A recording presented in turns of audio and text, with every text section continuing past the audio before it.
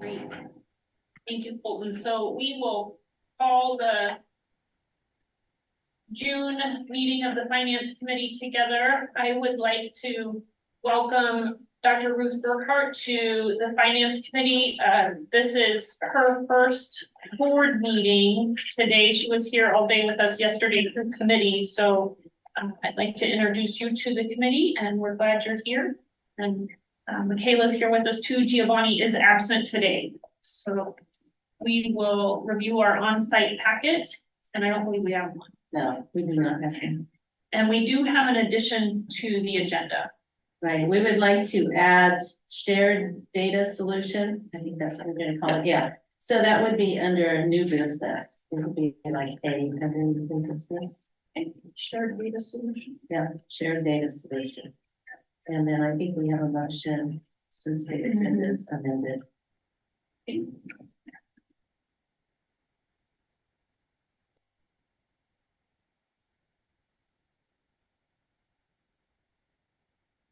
Oh, absolutely. I move to approve the agenda as amended. We have a motion. Is there a second? Bruce, would you second? I would. I second. Thank you. All in favor signify by saying yes. Any opposed signify by saying no. Motion carries. Any announcements this meeting, Karen? Nobody, so We got March 22nd meeting minutes.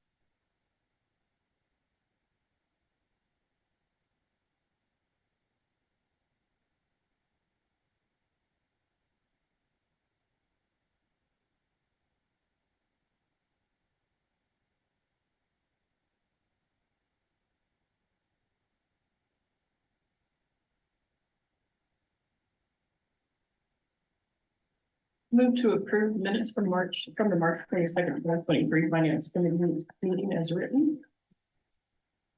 Is there a second?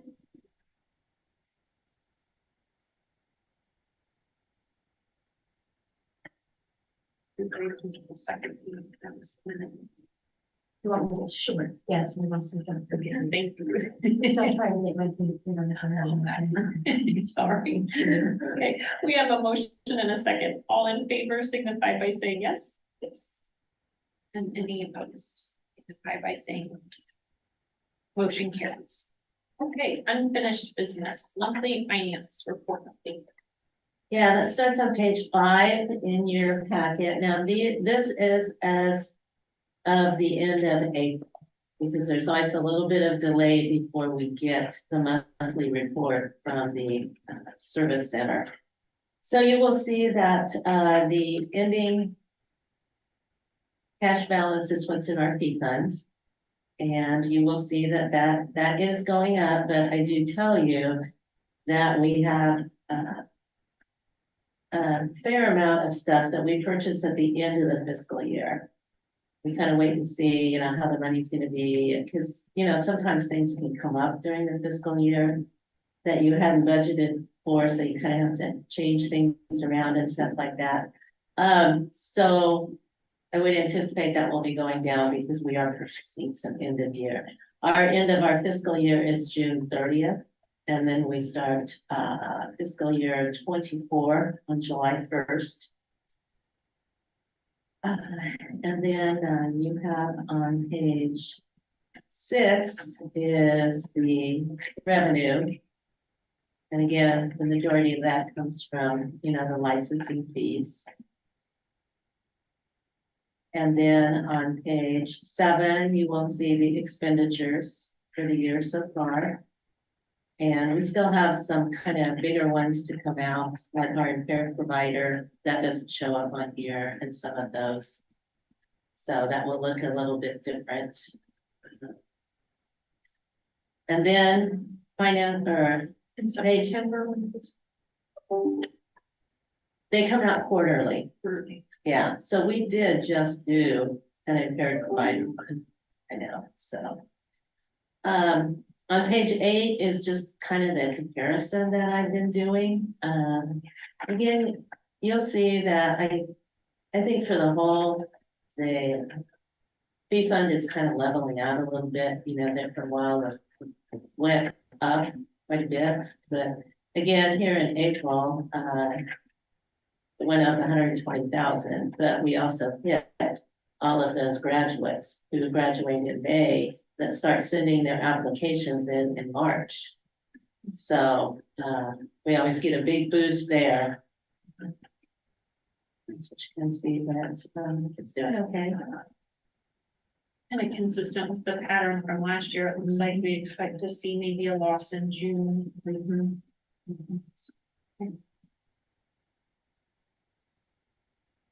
Any questions?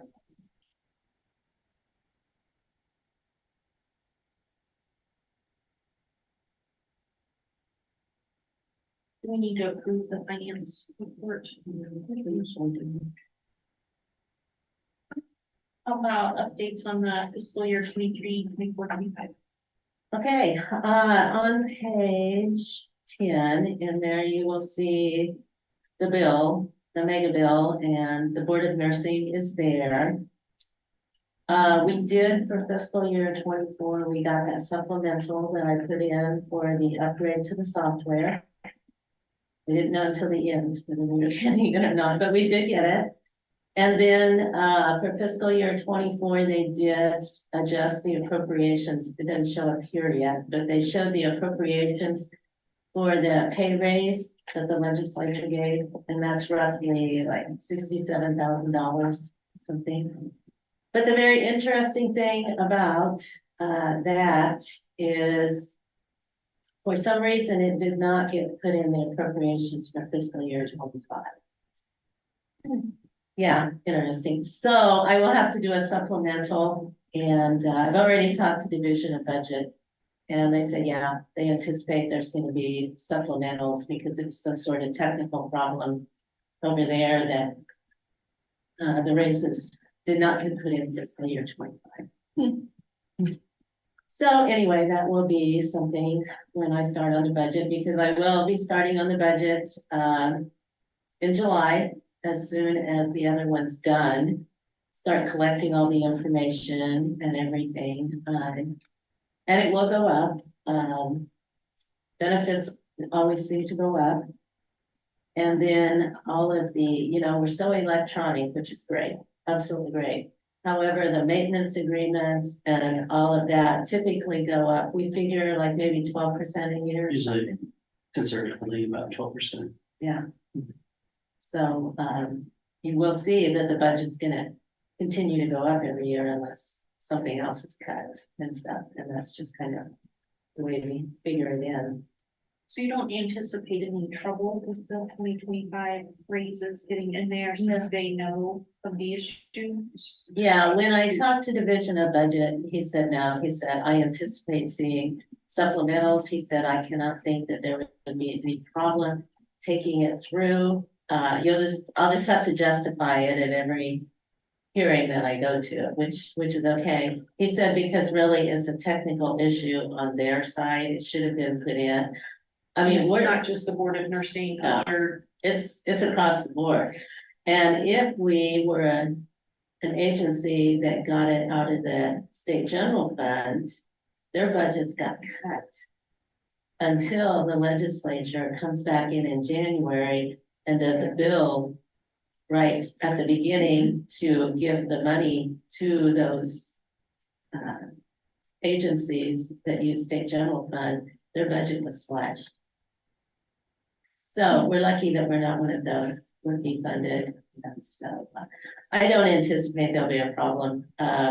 If there would be a problem, it'll just have to be absorbed in the current appropriations. We'll just have to do something else. Probably, that I don't anticipate it'll be a problem, really, since it's on their end. But other than that, we will start on the upgrade to the licensing software. We're excited about. And so I think that's pretty much it, unless Adrian can think of anything. No. Of the data center move, Well, thank you, Madam Chair, members of the committee. Yes, it's done. Finally, it's been Talking about that. months and years. We thought we had it fixed a couple of years ago until our company got sold and had to move again. But yeah, Tony did a lot of work, past few months, in the end of the year, not December, he moved our production data center to Subtropolis Cave. So we're in a really slick location for our production. And then mid-May, he moved us from Columbia to Oklahoma City, and we call that one the bunker because it's a fortified data center that they use down there. So we're still working out some of the, the documentation and that kind of stuff, but for the most part, the move is done. It was successful, minimal downtime. So a lot of it was done after hours and weekends and that sort of thing. So a lot of work gets done, staff and nurses, everybody don't realize is going on. Would you talk a little bit about the history with this? You can so Bruce understands what. Yeah, it's a great history. This is an interesting story. It's, we are essentially a self-standing IT operations shop, but we do operate under the auspice of the umbrella of the state IT. So we kind of have the best of both worlds. So, we don't run our telephones, we don't run the state wireless, we don't run portions of the state network. We basically, from what we call the firewall in, is essentially the operations of the nursing board. So that includes any like servers and data center equipment, those security aspects, those sorts of things. And we do work very closely with our colleagues in what's called OITS, which is the Office of Information Technology. But we originally were actually in this building when I first started, and we were actually on this floor and the 5th floor 23 years ago. We had one server, that's all the bigger our nursing board was. And then we moved to the 10th floor and we expanded our operations and started to extend out technology to other areas, doing web pages, online renewals, those sorts of things, and began to build our infrastructure out. So we started adding more and more servers. At that time, I was the IT department, so it was just me. And quickly, it started to heat up the office because more servers and equipment, the hotter your rooms get.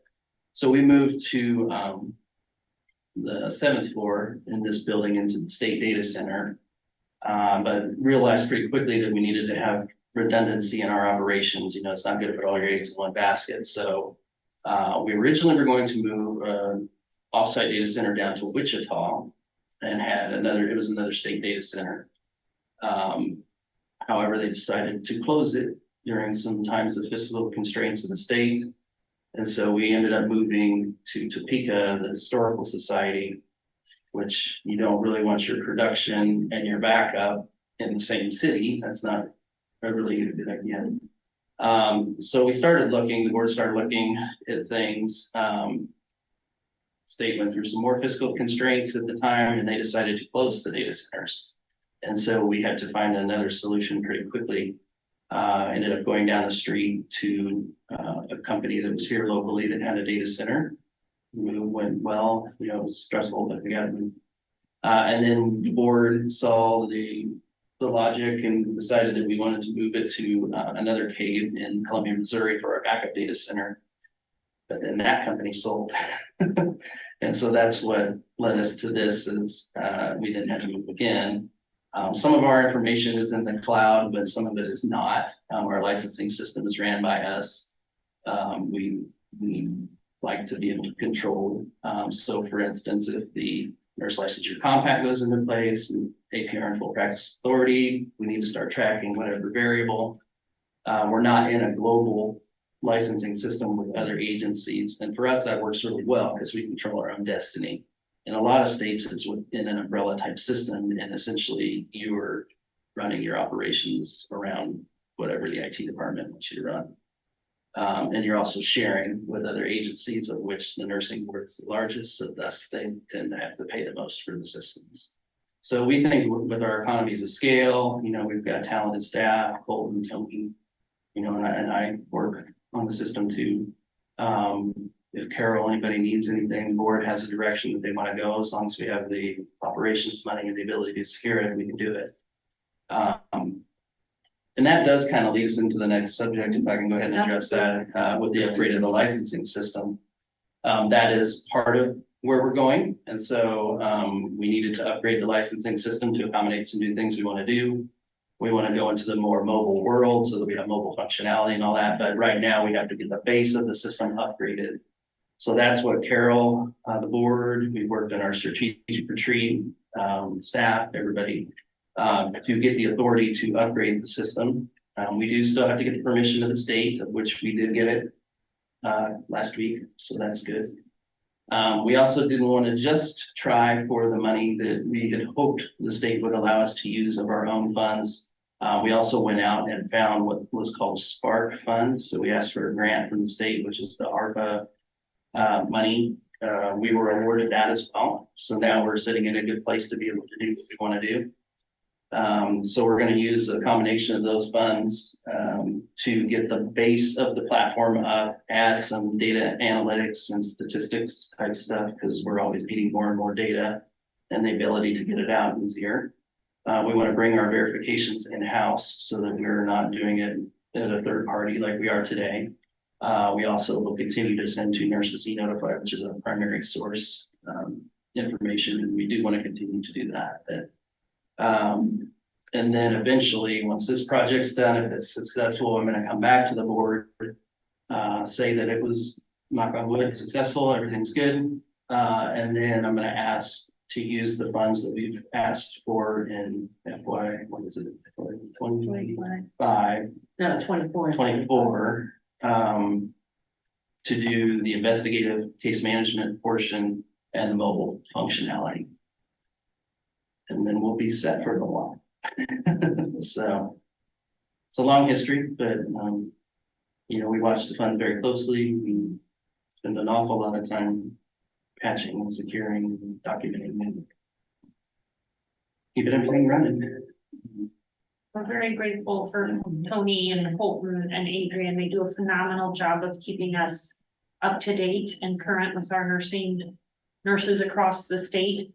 There is one board, Ruth, that is still functioning on paper. It's not a large board, but within the state, we are the most progressive when it comes to technology. And I think that's due to the team that we have in place, led by Adrian. Colton and Tony do a phenomenal job. Well, thank you. And, you know, it is a team effort, you know, definitely they do a great job, but, you know, all the other staff also contribute to the solution. I will say that for security, we've been very fortunate that everybody does a really good job being aware. That's the information that we continually push to you guys, to the staff. It's a never ending thing. Our shop runs 24/7. So, you know, there's 3 of us. So it's a never ending thing, but, so far, so. What do you anticipate that might make it unsuccessful? I mean, The I unsuccessful think everything portion, you do is. you know, if for some reason the results, you know, we have it pretty defined. I didn't break down the project scope, but you know, it's very detailed. We do have a full project management plan that we'll be following, so that's it. The one thing that does sort of worry me is, and just so that you all are aware, as you start to think bigger picture of things, and even the staff, you know, it really is only 2.5 people doing this job, and half of my job is operations, HR, finance, all of that. So we are a very small shop, and so if we have big things we want to do, supporting those solutions on such a small staff can be kind of difficult. We also do have to rely heavily on our third parties, our colleagues at ITS. We have Kansas.gov, which is our payment engine. System Automation is our licensing vendor. We consider them a partner. NCSBN, we transmit data to all of those. And then the Kansas Information Security Office, I spent an enormous amount of time working with them over the past 2 years, which is all needed. It's all good stuff, but you know, the unforeseen, unsuccessful would be too many projects in the hopper for our staff to manage. A security incident would be the one that keeps me up at night. And then, and honestly, changes in finances or changes in an organizational structure. Some states are moving towards consolidated IT for economies of scales, all of that. I mean, they do have logic behind some of it. Security happens to be the one that they typically lean on. But for us, that would be a bit of a hindrance in some ways, because then we're doing the mission of the organization that provides IT, not so much the board of nursing. They would be our customers and all of that, but we might not be working for you guys. And so, if that were to happen, you know, your project is going to be prioritized by whoever is in Throughout the charge. state Yeah. versus just. So, and there are occupational licensing organizations in Kansas that are underneath that umbrella structure. And they, you know, they have their successes, but they also have their struggles. You know, they don't, if you need your data, you've got to rely on somebody else. If Carol needs her data, she's calling Tony Colbert, you can find it and you can get it. Or if the board has something they want to do, we can make it happen, and we make it happen. So I think that that's made us successful, and that we can be, aggressive with our operations. We are a highly automated shop. We're gathering lots and lots of data. Linda's area desperately needs a case management system. It's long overdue. And so we need to be able to pull information at our fingertips when we need it. Carol needs to be able to get data when she needs it, not necessarily rely on the IT to pull that information. So those are the kind of things that worry me. Those would make it unsuccessful, or staff turnover. Obviously, IT people are in high demand. I get lots of calls myself, and so, it's the never ending headhunt for technical talent. And so the state, although we are getting 5% raises, some of us, some are getting to, if somebody comes with a bigger offer, then we lose that knowledge. Well, and then to bring it full circle back to the budget, part of the reason of having such a large budget is if we were to have a security breach, if there were to be something, it would take every penny we have in there. So we have been questioned before, why have we let that get so big? It's a well thought out plan that Carol and Adrian have put together to support this agency, so. And with staff moving, some of them, the large portion moving to the hybrid, it does open up other security things that we have to rely on, the other support issues that we have to rely on. So, there are things that we at times have to spend money on that we maybe wouldn't have traditionally, but, I happen to think it's a very good thing, because now we have a great continuity of operations plan. We did it for real life, and so we didn't have a choice, everybody had to go vote. So I think it has made us more dynamic in that regard. That being said, if we all have to come back into the office, there is equipment that is pretty old. Our copy machines, and I don't like the phone system that I don't have control of that. Those are things that make it a hindrance. And if we did have a cybersecurity incident, we are not permitted to have cybersecurity insurance, nor can we afford it mostly. It is very expensive, I know. So it's very, very expensive. And there have been boards of nursing that have had a breach. I know that New Jersey, I think that. Maryland nursing It shut them down for months. Ontario board nursing. So others probably do that. And we are targeted, I assure you. We are. Thank you, Adrian. We appreciate the work and the history. New business, shared data. You want to talk about Okay, that? sure. Kind of in that same spirit, we are wanting to take on a slightly, important project, a little bit smaller in the grand scheme of things. We have found in multiple divisions, we're getting a lot of the USBs and the CDs that come in with data. A lot of times, example, when I need to get information from board members for HR, to get your direct deposit and all that kind of stuff, or staff, insurance, those sorts of things.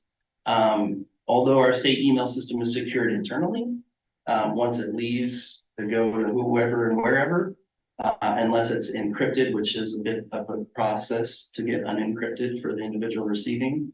Going back and forth and doing communications in that method really isn't the best way. And then also, accepting CDs and USBs and those sorts of things into the environment, is a risk. And so right now, it's a little bit of a convoluted way. Linda's team gets a lot, Janelle gets a lot. I don't get quite as much, but I do have to do stuff with HR. You know, bringing those in, scanning them and making sure everything's okay. You know, as soon as you plug it into the network port, it becomes a vulnerability. There are exposures in that way. So I would like to sort of reduce that risk and then also expand services. At the last board meeting, in the education committee, they were asking us to research ways to do electronic data transfers for the annual reports and other things that she's working on. Linda's team's doing a lot of work, the investigations, subpoenas, you know, all of that kind of stuff. And at times we have to get information back. And with staff being so hybrid, if we could go end to end and do it in a secure fashion, have it checked, and then bring it into our network, that not only reduces, you know, time and risk, it also reduces risk. So we started kind of looking at a solution. Gosh, it's probably been about 2 years ago now. And we were looking at a software as a service, a cloud hosted solution that would do this. And we watched a few vendors do some things, but it really didn't, although it was nice, it really didn't meet what we were looking for. And I guess that there was a silver lining in the Nightingale situation was that we got exposed to a solution that the Office of Inspector General, the FBI, the federal government uses that has went through the whole litany of security things, because I think you've heard me say now enough that I have to do a lot of due diligence before we can accept vendors. They've done essentially that work, and it's a solution called Kiteworks. And basically it's a relatively easy solution to use. It's hosted, that sort of thing. I'm proposing that we look at this particular solution as an agency-wide solution, so that it could be used by an investigative team, it could be used by Janelle, it could be used by me, you know, Jill, maybe Ray, she needs stuff. And so we've licensed, you know, got a licensing quote that's big enough to accommodate that. The only caveat is there is a somewhat of a size limit, so, you know, depending on how big the videos and those things are, but it's a pretty good size. So, I mean, I don't expect it to be too big of an issue. And if we were to do it, I think we should probably go ahead and like sort of pilot it for a year to see how it works out. So I asked for the quote to only be for a 1-year solution. And it is $27,576. With that being said, if it continues to be a workable solution and everything works out right, then it would be a continuance of the maintenance. So, you know, like Carol said earlier, we figure conservatively a 12% or so increase each year, realizing it may or may not go up. And then it obviously, depending on use and all of that kind of stuff, potential could, you know, be needed for a little more revenue if for some reason you run out of space. So that's sort of the solution. I've done all the due diligence. I'll have to work with the security office, of course, to get it all the lines dotted, crossed, lines dotted, and that sort of thing. But it does meet all of the requirements necessary to do a secured solution. That's our proposal there. Hopefully cover both. Did I hear that correctly? It's kite work? Kite is KITEWORKS 100. And you're saying the Nightingale team used, Yes, Did I- during the investigations that are going on, that's how they're doing data transfers and those sorts of things. So, although that's not a great situation going on, it did expose us to a solution that you know met that. So there's, you know, for this good. are there other solutions that are? Yes, one of the solutions that we looked at, I probably won't say publicly just because, you know, it did meet the requirements, but it did meet all the security, but just the functionality and the way that it worked didn't quite you know, that's the other thing, easy use. You know, we are a small IT staff. This is a vendor.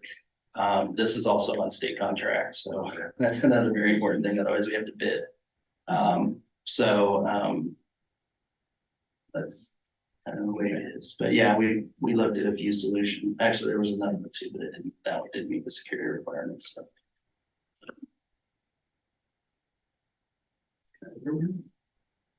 Linda, you had a question? I would just find it too is that through the open records, that the OIG is always asking us to use the Kiteworks to submit back and forth.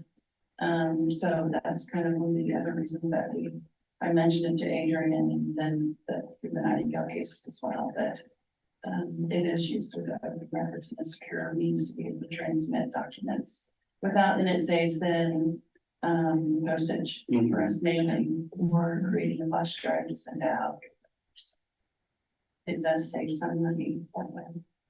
What would be the time frame, Adrian? Well, you know, I have to get it submitted and that sort of thing. So it's kind of why the sort of the timeliness, because of the fiscal year, I sort of like to get it started on this year if possible. And I think the way the coverage terms would adjust slightly, but sometime after July 1 would be we would execute the contract and that sort of thing. And then to stand it up, I don't think it's going to be a huge deal. Probably just the education, but you know, one of the nice things is Carol, Linda, and some of the team, I'll lean heavily on them, you know, because they've been using them with a different group. Granted, that's as a user level, but it's helpful, you know, to know the stuff there. So that's another source of reliance. It's not going to be a brand new tool, you know, for us. So personally, what I really like is the ability to like send that request for information, somebody else that does the uploads, and then this solution, it'll essentially be, you know, in everything, and they'll do all the scans for the security and all that. And then the way I understand it, you know, the staff go get information then and attach it to cases or Perceptive, which is our imaging system or whatever it happens to be that we need to use it for. And then if, you know, maybe at some point, you know, there's some things that if the committees need to do, you know, some investigative stuff that needs to get transmitted securely, that's another way to do it. We do have OneDrive, which is the state's office solution, but it does have some limitations in the way that, you know, it takes a little bit to get used to when you're asking for information. So the nice thing about this is it's sort of centrally located so that, you know, the IT staff can go and, you know, add users, delete users, that sort of thing. There are new security policies that go into place this week that we have to follow, and some of them are like the staff leave, we have to immediately disable, which we've already been doing, but, you know, now it's in writing, we gotta disable.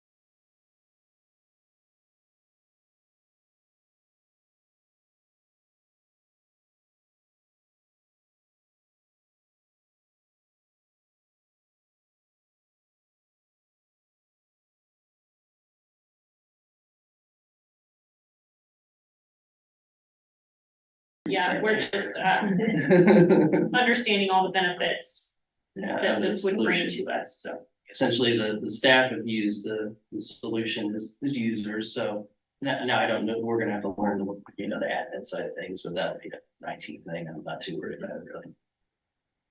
So, and then all the paperwork and all that, you know, still gotta do all that. I would like to get it in by early fall. So the first expenditure is the 27,576, and then the 12% per year after the pilot is based off of that 27. Right. That's Okay. Or, you know, for some weird reason, we use it a whole lot more than I'm expecting, which might happen. It could bump us into the next whatever, it's a tiered thing, how these companies all work, so. And do you know what the next tier is?